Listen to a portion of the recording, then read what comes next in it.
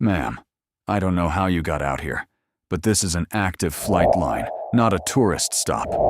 You've got 10 seconds to walk yourself back to that gate before I have somebody walk you. Let's go. Staff Sergeant Travis Kern said it loud enough for the 3 Marines behind him, loud enough to carry down the row of parked Hornets where the sodium lights were just coming up amber against a sky going from copper to ash. The woman under the wing did not turn around. She stood beneath the left intake of an FA-18D, side number 704, one bare hand laid flat on the lip of the intake, the way a person touches the shoulder of something they know. Her flight suit was worn soft at the knees and elbows. No rank on the collar. No name tape on the chest. The fabric had the gray-green of 1,000 wash cycles and 1,000 cockpits. The air smelled of cooling tarmac and JP-8 and the sea 2 miles west. 1,300 feet of flight line stretched behind her in a line of dark airframes, and she had walked it alone in the dusk, like a woman counting headstones. You hear me? Kern took 2 steps closer. I said move. She moved her fingers, not her feet. They traced the inner curve of the intake lip, reading it, feeling for the small-lipped nick that a stone throws into metal at 400 knots. There was none. The jet was clean. Her face, in the amber light, gave away nothing at all. She did not look at him. She looked at the airplane. Behind Kern, Lance Corporal Sam Devlin, 19 years old, 4 months on the line, had started forward with a chalk in his hand to help the woman find the exit, and had frozen the instant Kern's voice cracked. Now he stood with the chalk against his thigh, and his eyes moving between the 2 of them. "Staff Sergeant," Devlin started, "did I talk to you?" Kern didn't turn. He was enjoying the audience. Men like Kern always knew exactly how many people were watching. "Ma'am, 10 seconds. I won't say it twice. This is my flight line, and you are a problem I do not have." The woman straightened, unhurried. She took her hand off the metal and let it hang, and for half a second, the cold of the intake stayed in her fingers like a held note. "Understood," she said. 1 word. Flat. No heat in it, no apology either. She turned and walked, and the thing the Marines would remember later, the thing none of them could name in the moment, was the way she walked. Heel set exactly to the painted yellow line, toe rolling off it, the line eaten under her boots like she'd painted it herself. Nobody walks a flight line like that by accident.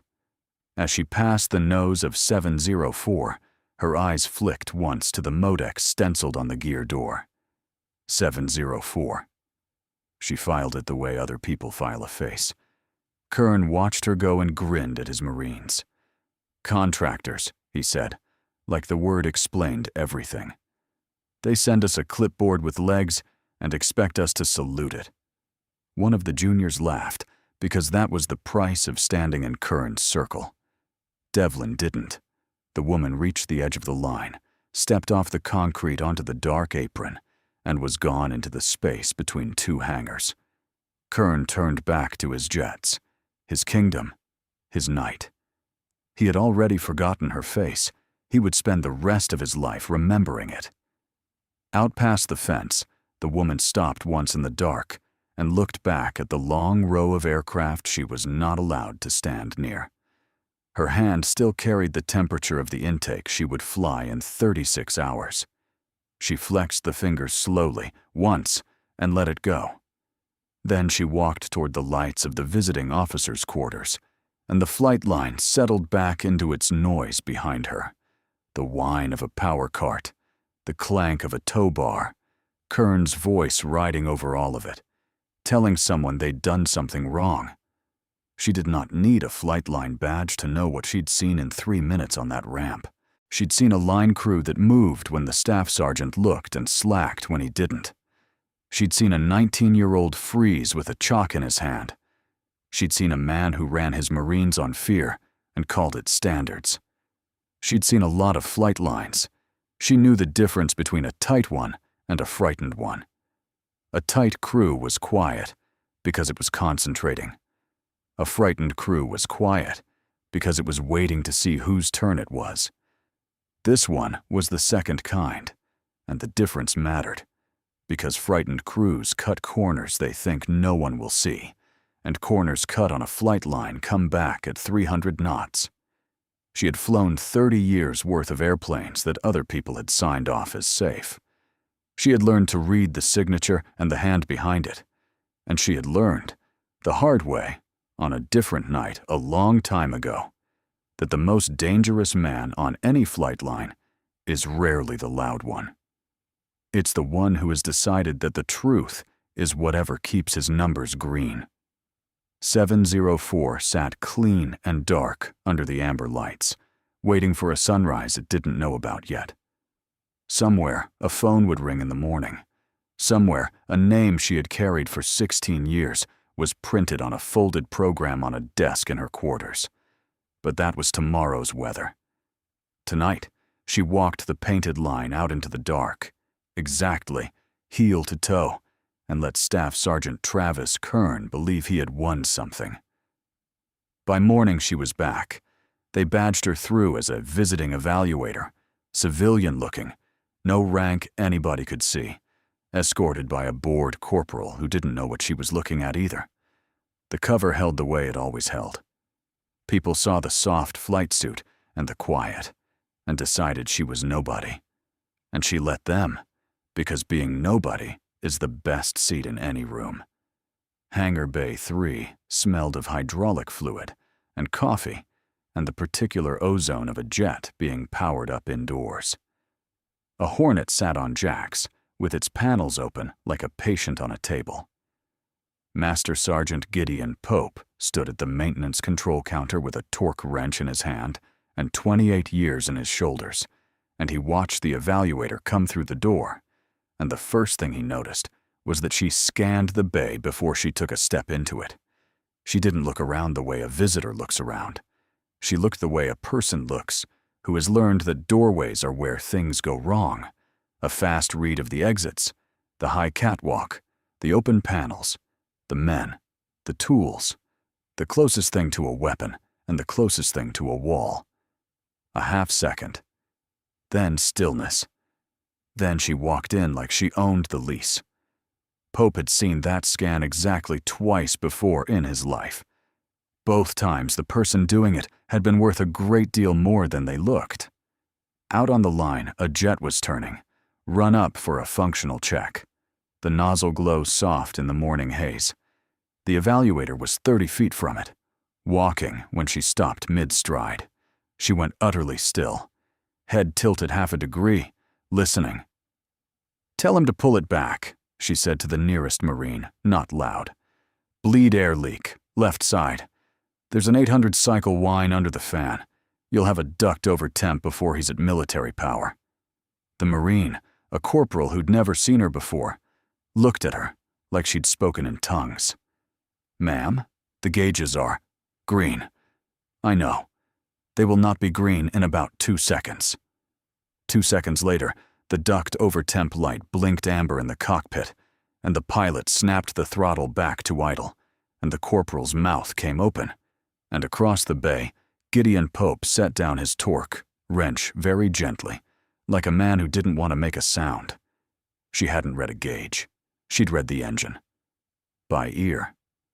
The way you only can if you've spent 10,000 hours with that exact sound wrapped around your skull at altitude. The corporal kept staring. "How did you—" "It changes pitch before it changes temperature," she said. "The bleed air duct starts to sing about a second and a half before the sensor agrees with it. Older jets do it more than the books admit." She said it the way you'd tell someone the time.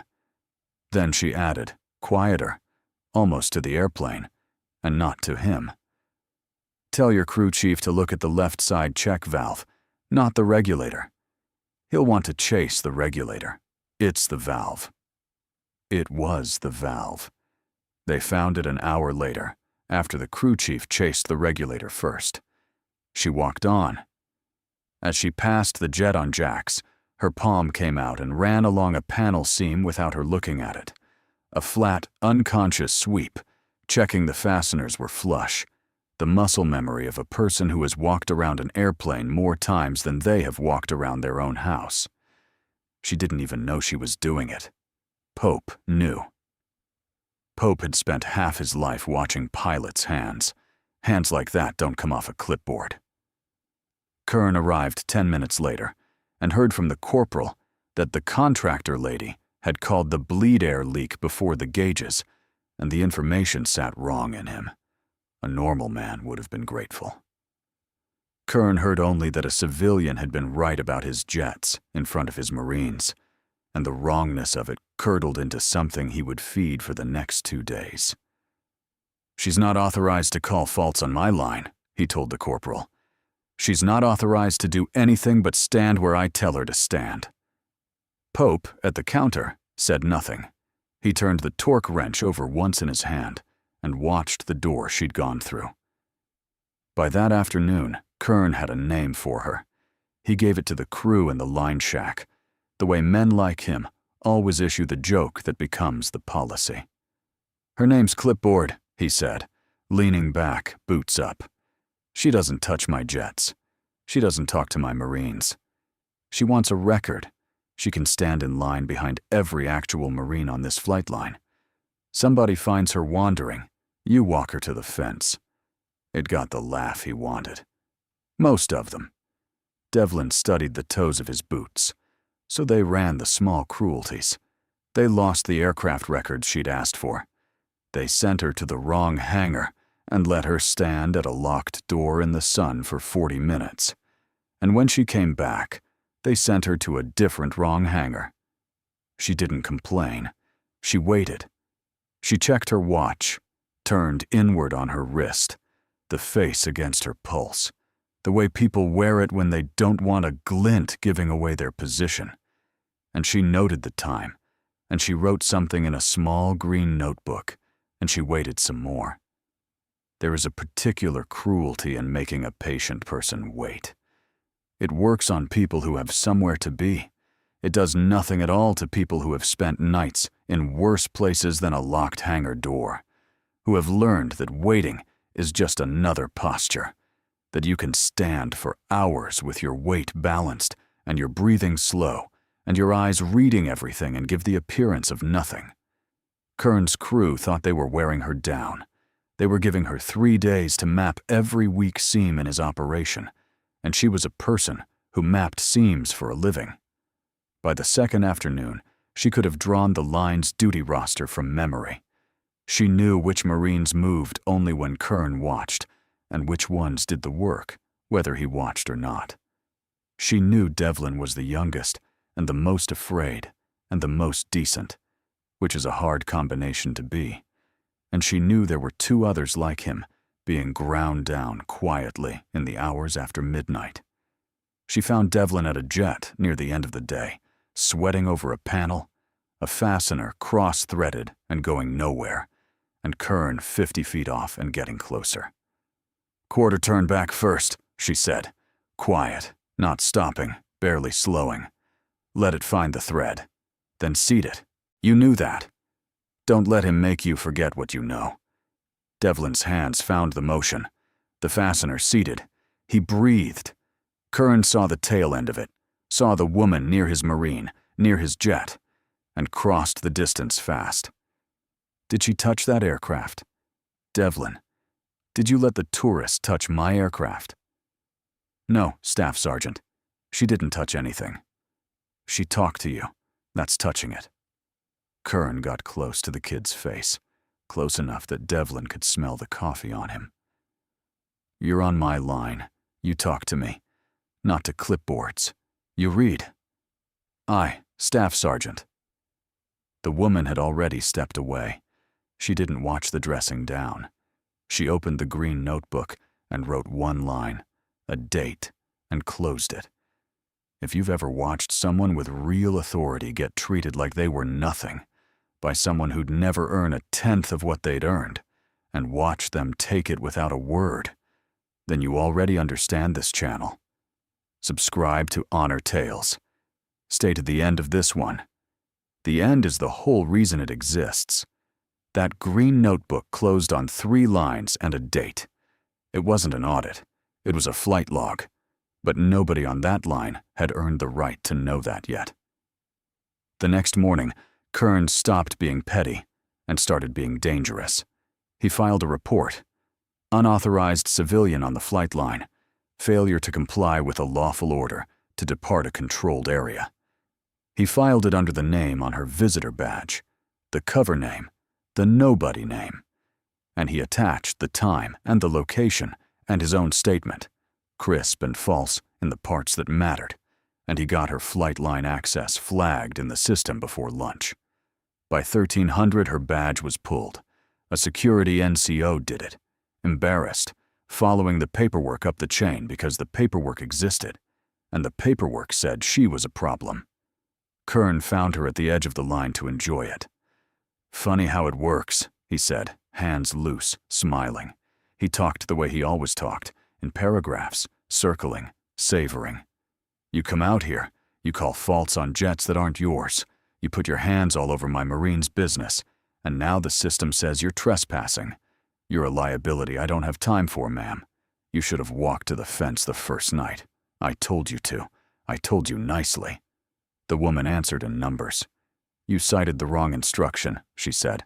"Your report references the access control reg that ends in -3. Flight line access for rated aircrew falls under -1 alpha, paragraph 4. The badge series you flagged is a visitor escort series. It was never an access credential. So revoking it as one creates a finding against you, not me. You'll want to fix that before someone who reads regulations reads yours." Flat. Exact. No anger anywhere in it.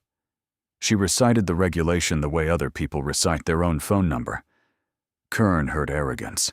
He did not hear the warning under it, which was the warning a person gives once, as a courtesy, before they stop giving warnings. "Cute," he said. "You memorize the rulebook in your spare time? That what contractors do?" He shook his head, grinning, playing to the 2 Marines who drifted over to watch. "Lawyer up all you want. You're off my line. Badge says so. My report says so. And out here, my report is the weather." "Your report has your name on it," she said. "That's the part you should think about. Not mine. Yours." He didn't think about it. That was the whole tragedy of Travis Kern in one sentence. At every moment when a smarter or a humbler man would have stopped and felt the floor shift under him, Kern stepped down harder. Because stepping down harder was the only move he had ever been rewarded for. She looked past him, down the row, and read the morning the way she'd read the engine. The fuel truck working its way up the line in the order it always worked. 704 being towed forward, pre-flighted, panels checked, the lead jet. A 2-ship, and then a 4-ship building for something at dawn the next day. She knew the launch sequence cold, without anyone telling her a thing, because the choreography of a flight line getting ready to fly is the same in every language, and she had spoken it her whole adult life. "Your lead aircraft is 704, she said, almost to herself. "Good. That's the right one." "What?" "Nothing, Staff Sergeant." She turned and walked off the line, off the painted concrete, badgeless now, and stood at the fence like a civilian, watching his jets through the chain link. Inside maintenance control, Master Sergeant Gideon Pope pulled up the new flag in the system and read the report and read the name and went very, very still. He knew that visitor name was a cover. He'd known it since the bleed air leak. He'd spent a night not sleeping, turning it over, telling himself he was an old man seeing legends in a coffee cup. But the name on Kern's report was a costume, and Pope had spent 28 years learning to see the person inside the costume, and he had finally let himself say the real name in his own head. He picked up the phone. He dialed a number he had no business having, a number at the wing, and he said 6 quiet words to whoever answered, and he hung up. He stood in the empty maintenance control room and looked out the window at the lead jet, 704, sitting clean on the ramp in the noon sun. "Oh, Travis," he said softly, "you have no idea what you just did." That night, Pope went looking for her and found her in a dark corner of Hangar Bay 3, sitting on a toolbox with her back to a wall. Back to the wall, he noticed, always the wall. And he brought 2 cups of coffee and handed her one without a word. She took it. Her hands wrapped the cup the way cold hands do. He watched her hands. Everybody who knew anything watched her hands. "You don't have to tell me anything, ma'am," Pope said. He sat on a crate a respectful distance off. "I'm not going to say a name out loud in my own hangar, but if you're who I think you are, you should let me handle this one. Walk away. Go back to your quarters. Stay there. Let me make some calls. And let this fix itself in the morning without you in the middle of it." She drank the coffee. "What do you think happens in the morning?" "I think a lot of people find out they've been very stupid." He turned the cup in his hands. "I'd rather you didn't get scuffed up before they do." "I appreciate it." She almost smiled. "I'm not going anywhere until Thursday morning. I came a long way to fly Thursday. I'm flying Thursday." Pope nodded slowly, like a man who'd expected exactly that answer and was sorry to be right. "Then I've got work to do tonight," he said, and he stood, and he did it. Because while Kern had been building a case against a colonel, Pope had started building a case against Kern. And the deeper he dug into the line chief's perfect numbers, the worse it got. The night turnaround inspections. Signed, initialed, logged green. Beautiful paperwork. Except Pope walked 3 of them backward against the duty roster and the camera logs and found that the inspections Kern had signed had never been walked. The jets had been turned and put back on the schedule, with FOD checks faked and fluid samples logged that nobody had pulled. The numbers were green because Kern had decided they would be green, and a green line got you noticed, and getting noticed got you promoted. It wasn't laziness. Laziness Pope could have lived with. This was a man gambling other people's lives, the pilots who flew those jets, the crews who turned them, to keep his statistics clean. Pope had buried friends who died from less than this. A missed FOD walk was how a turbine ate a bolt at 30,000 feet. A faked fluid sample was how a hydraulic system failed on short final with the gear coming down. The line chief's perfect green numbers were a lie told in a language that killed people, and the people it would kill were the ones who trusted the signature at the bottom of the form. Pilots like the woman sitting on a toolbox in his hangar with her back to the wall, who walked her own jet in the dark because some part of her had always known not to trust a signature she hadn't watched a man earn. He printed it all, quietly.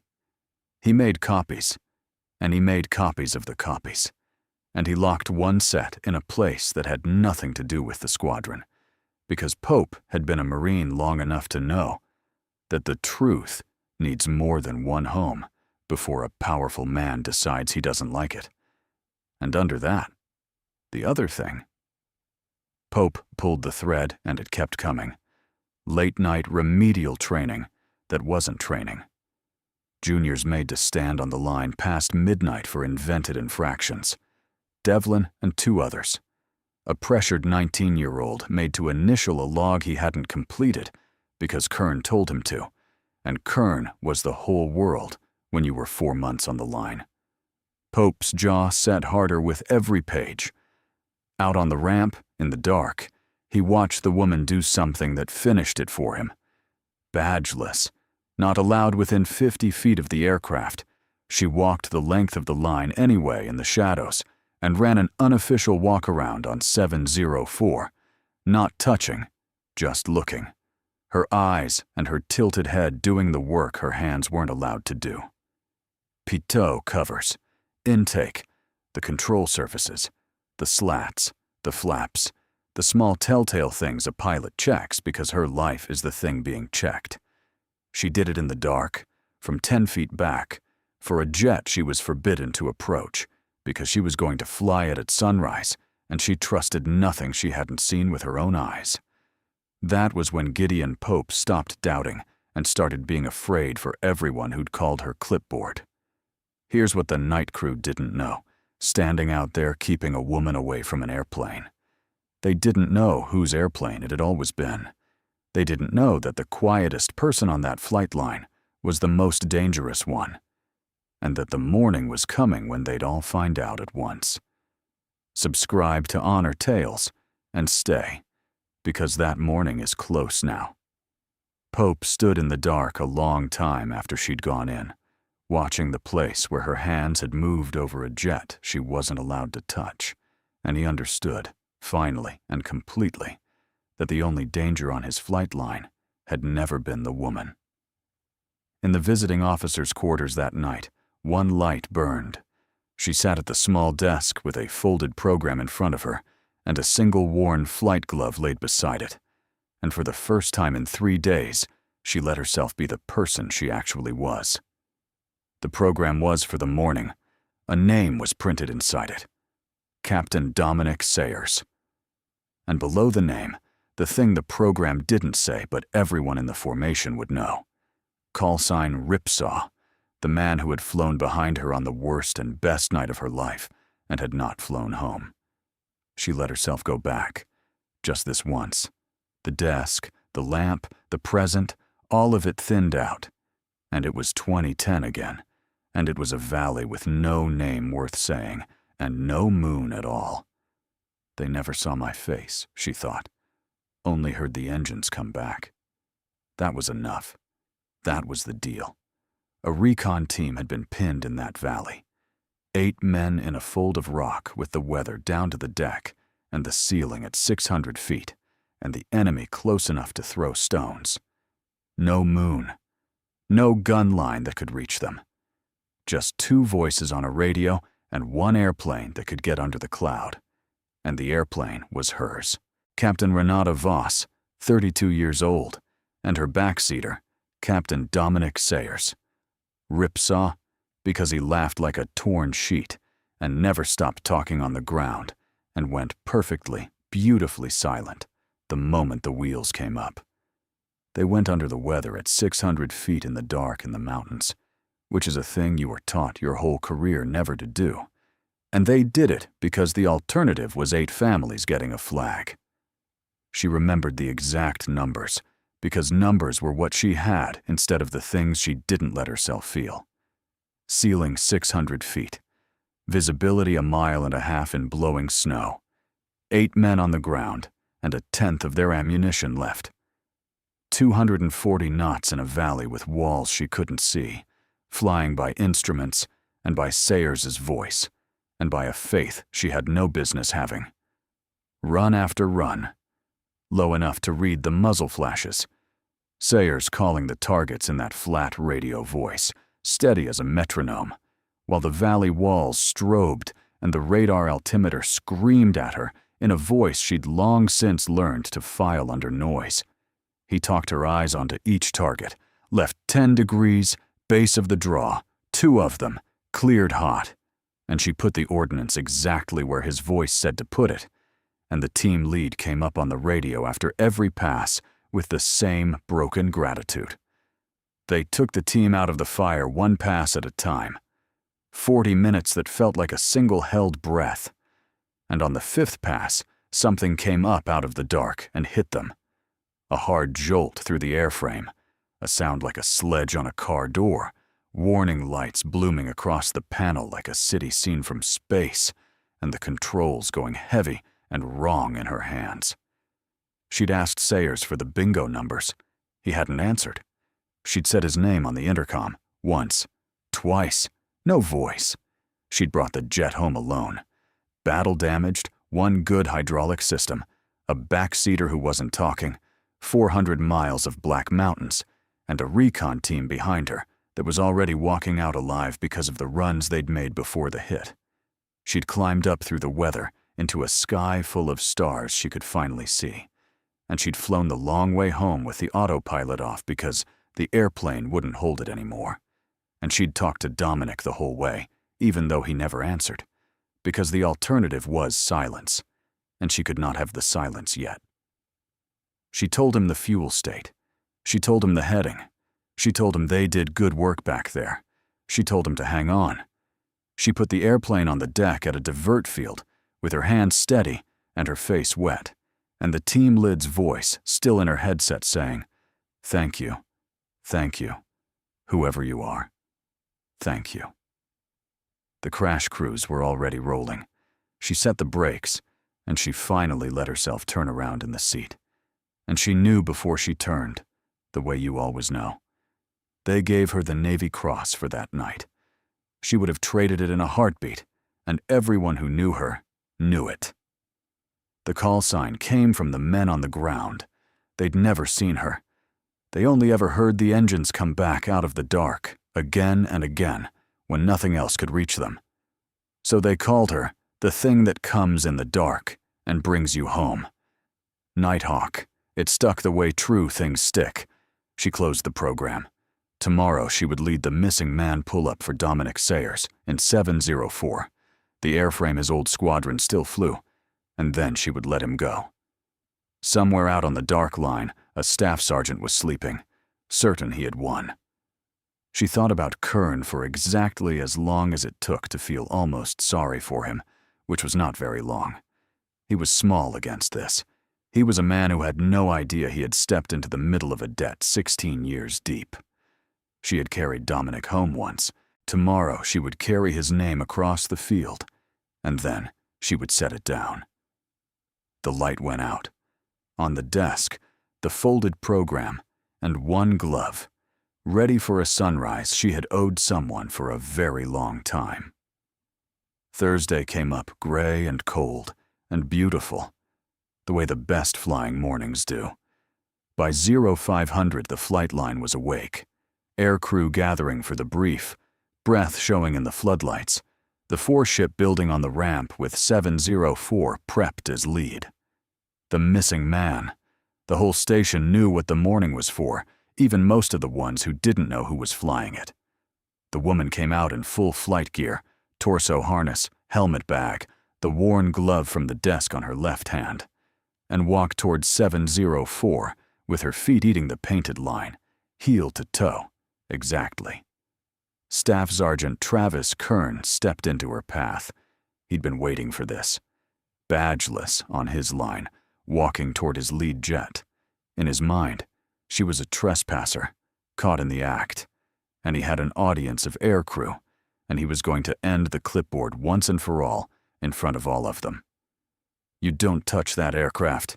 He squared up, chest out, voice pitched to Carrie. "You're not badged, you're not authorized.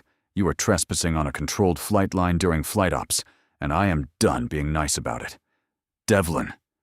He didn't take his eyes off her. "Get this civilian off my flight line, now." She stopped. She looked at him, calm, the helmet bag hanging easy off her shoulder. "Staff Sergeant," she said, "step out of the way." "Or what?" He put his hand on her, flat on her shoulder, then a shove, hard, meant to move her back from the jet, meant to be seen moving her. "Or what, clipboard?" She gave to the shove and didn't fall. Her feet set under her the way a fighter's feet set. Weight low, balance perfect, and her hand did not come up. She could have put him on the concrete in under a second, and everyone who actually knew her would later swear to it. She didn't. She let him do it. She let him lay his hands on a Navy Cross recipient in front of 50 witnesses, because the only thing better than a warning is a man building the case against himself, brick by brick, in public. There is a discipline to not fighting back that is harder than fighting. It is the discipline of a person who has nothing left to prove to anyone, who knows exactly what her hands can do, and has therefore stopped needing to show it. Kieran read her stillness as fear or as weakness, the way his kind always did. The aircrew watching read it correctly, which was as the calm of someone who had already won and was simply waiting for the clock to finish running. The helmet bag did not slip off her shoulder. Her breathing did not change. She looked at the hand on her, and then she looked at the man it belonged to, and she let the morning come. "Devlin," Kern barked again. "I gave you an order."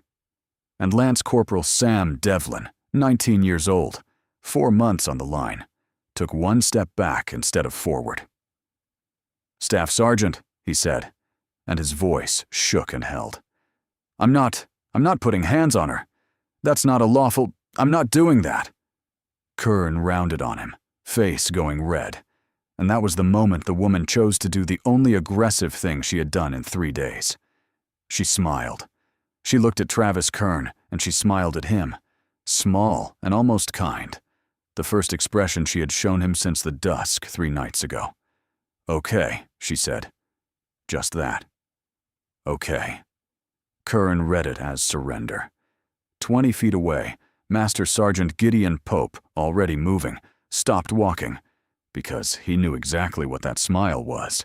And it was not surrender. It was the sound of a trap, finishing its long, slow swing toward shut. The flight line loudspeaker cracked open. The tower controller's voice came across the net, flat and clear and enormous in the cold morning air, rolling down 1,300 feet of concrete and bouncing off the hangar faces. "NIGHTHAWK Tower, you're cleared to the line. Aircraft 704 is yours. Winds calm, you're cleared as fragged for the flyover. Welcome back, ma'am." The flight line went absolutely silent. Not quiet. Silent. The power carts seemed to hold their breath. 50 aircrew and ground crew stood frozen on the ramp, and every single pilot in earshot turned toward the woman in the worn flight suit, because every single pilot in earshot knew that call sign the way. You know, a hymn from childhood. Brigadier General Roman Tate stepped out of the gathering by the brief tent. The wing commander. He had flown in himself for this, and he walked across the concrete, and he came to attention 3 feet from the woman Kern had called clipboard, and he saluted her.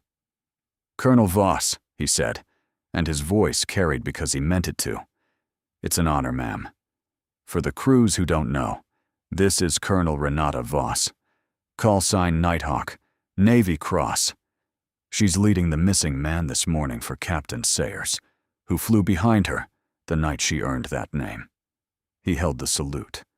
"The line is yours, Colonel." She returned it. One motion, clean, economical. The salute of a person who had rendered and received 10,000 of them and wasted motion on none.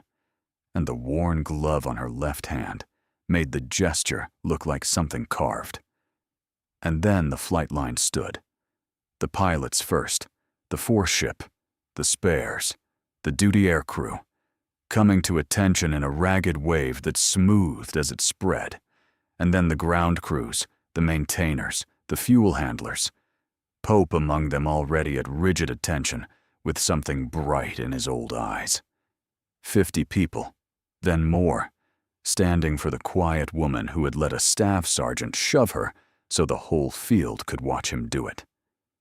A young captain near the brief tent, a first-tour pilot who had grown up on the story the way other kids grew up on ball players, said the name under his breath like he couldn't quite believe the sky had handed it to him. "That's Nighthawk. That's actually her." The lieutenant beside him didn't answer. He'd already come to attention, and his throat had gone tight, and he was not going to be the one who made a sound. Because every aviator on that line knew the Valley story. They'd heard it in ready rooms, and at bars, and in the dark before their own bad nights. The woman who took a damaged jet under a 600-foot ceiling in the mountains, in the snow, with no moon, again and again, until 8 men lived, and brought her airplane and her fallen backseater home 400 miles alone. They knew it the way a profession knows its own scripture. And here she was, in a worn flight suit with no name tape, and a staff sergeant had spent 3 days calling her clipboard. And Travis Kern's face went through the whole journey. Confusion first, the name not landing, the words not fitting the clipboard in his head. Then disbelief, a small disbelieving shake of the head. No, That's the contractor. That's the... Then recognition. The cold drop of it. The loudspeaker still echoing NIGHTHAWK off the hangar walls, and his own hand still warm from where he'd shoved her. Then horror, pure and total, as Staff Sergeant Travis Kern understood that he had put his hands on a colonel, a Navy Cross recipient, a legend with a call sign these pilots said like a prayer in front of his wing commander on a flight line full of witnesses. His hand was still half raised toward her. Slowly, he lowered it. "Colonel," Tate said, not loudly, not unkindly. "You're a colonel. You're a Navy Cross recipient, and this Marine just laid hands on you in front of 50 witnesses." He let that sit one beat. "And Staff Sergeant, that is the smallest of your problems this morning."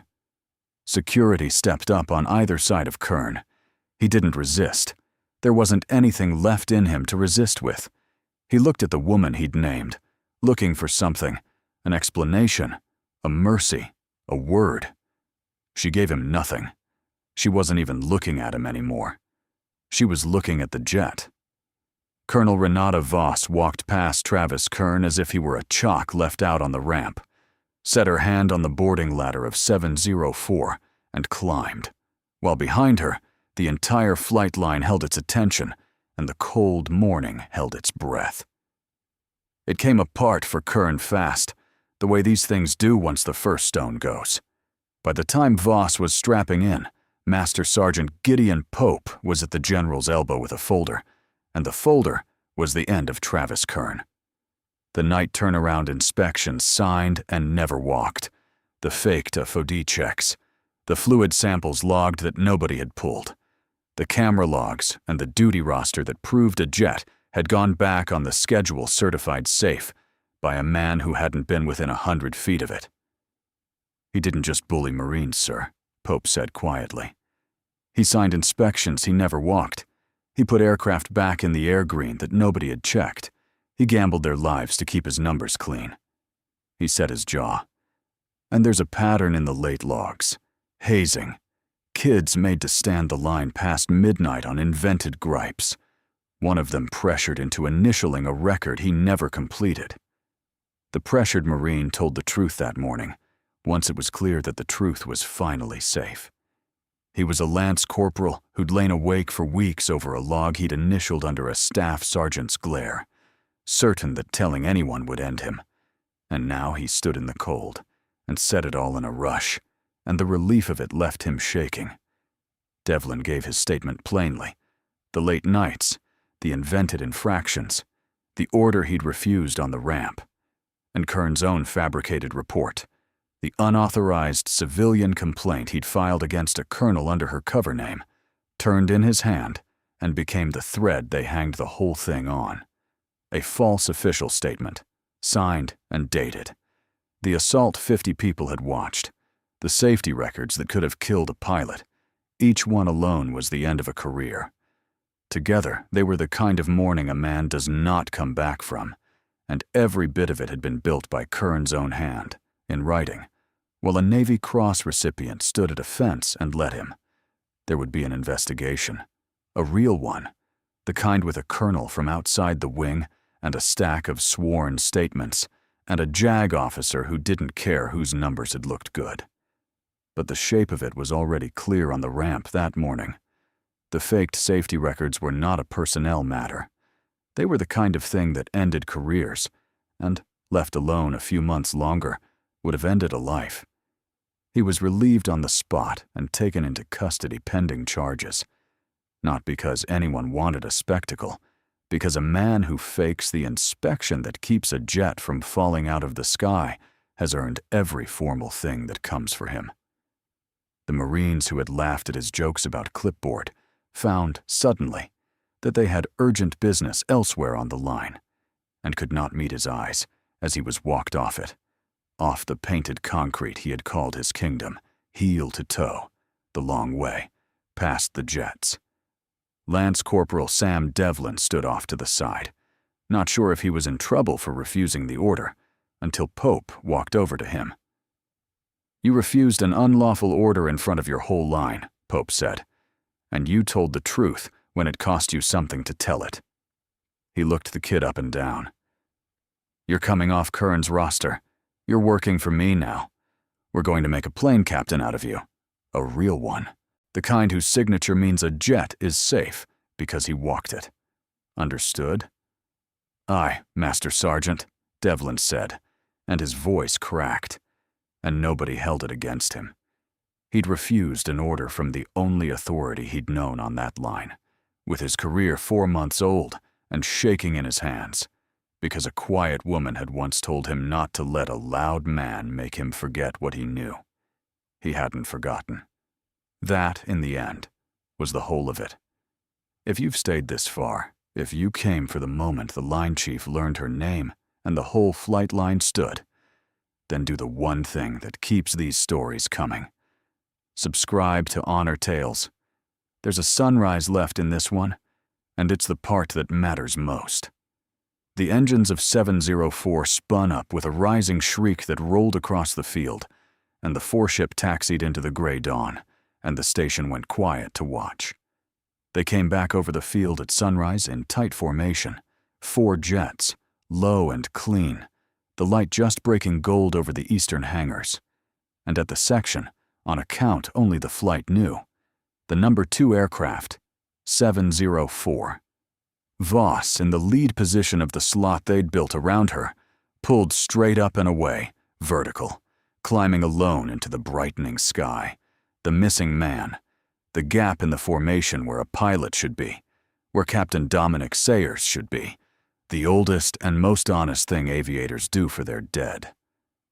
The field stood silent and watched the gap in the sky where he wasn't.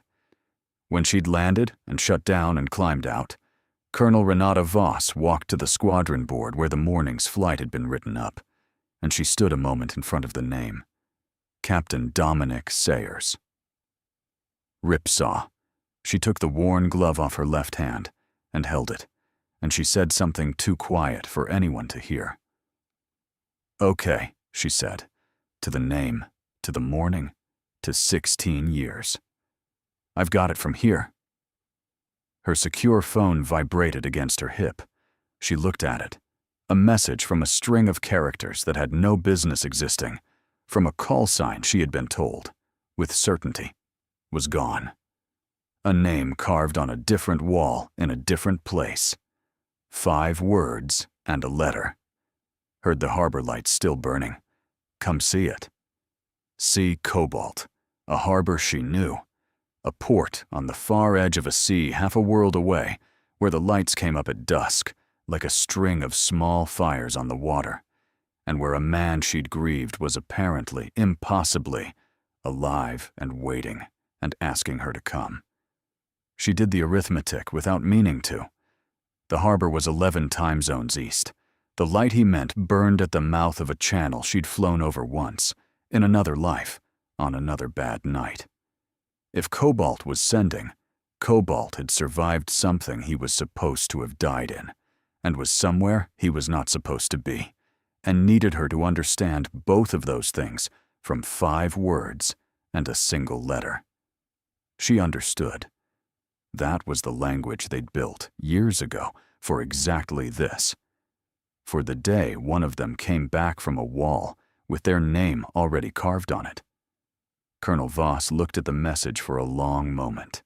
Then she looked up at the sky, where the gap had been, now just blue, now just morning. She closed the phone. She put the worn glove in her pocket. And she walked toward the next thing, because that was the deal. That had always been the deal. You carry them home, and then you go back out into the dark, and you bring back whoever's left. Behind her, the flight line was already moving again, tighter than it had been in years.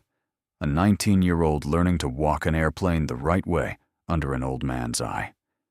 704 sat cooling on the ramp where she'd left it. Clean, checked, honest, ready for whoever flew it next. The way every jet on every line is supposed to be, and the way one man had decided they didn't need to be, until a woman he called Clipboard walked his line in the dark and proved him wrong. Every soldier carries a story that few ever hear. Listen with your heart. Thank you for staying and watching. Subscribe to Honor Tales for more.